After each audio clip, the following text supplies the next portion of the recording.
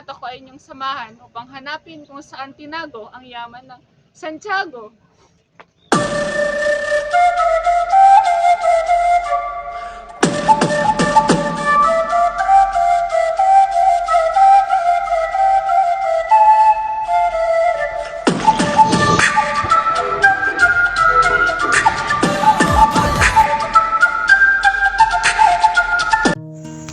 Santiago, iyan ang ngalan ng aming barangay.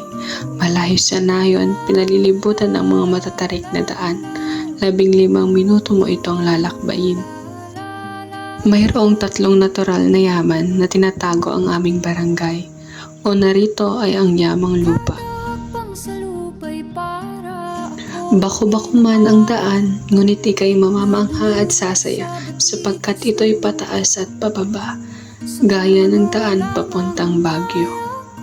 Pagsasaka ang kadalasang kinabubuhay ng aming barangay. Sagana ang lupa na tila may angking itong natural na pataba.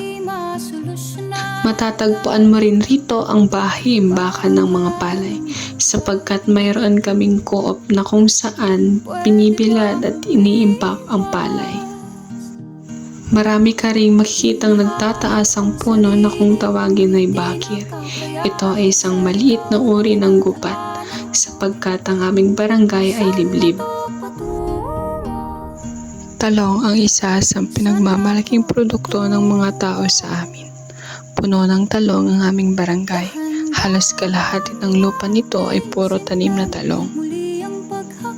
Mayaman rin ang aming barangay sa yamang tubig, irrigation at ilog o kilala rin bilang binag. 2 uri ito ng pinagkukunan ng tubig. Ang irrigation ay ang daanan ng tubig na galing ng Tarlac at ibang dam. Habang ang binag naman ay ilog na kung saan ito ang nagsisilbing patubig sa mga palay at tanim na talong. Maaari kang magliwaliw rito sa buwan ng tag-init. At ang panghuling yaman na tinatago ng aming barangay ay ang mga tao nito, sapagkat sila ang patuloy na nangangalaga sa mga yamang ito. Wala kang makikitang tao sa umaga sa barangay namin, sapagkat sila ay nasa bukid maghapon.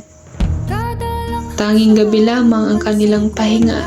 Lumalabas lamang sila sa gabi kapag mayroong paliga at fiesta.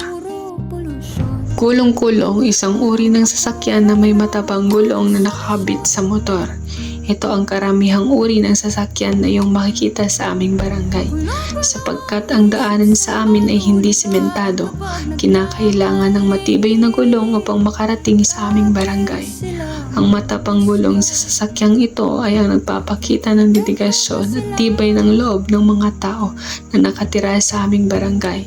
Na kahit pamalubak ang hamon ng buhay gaya ng aming daan, sintibay naman ng matabang gulong ang aming dedikasyon upang magpatuloy sa buhay.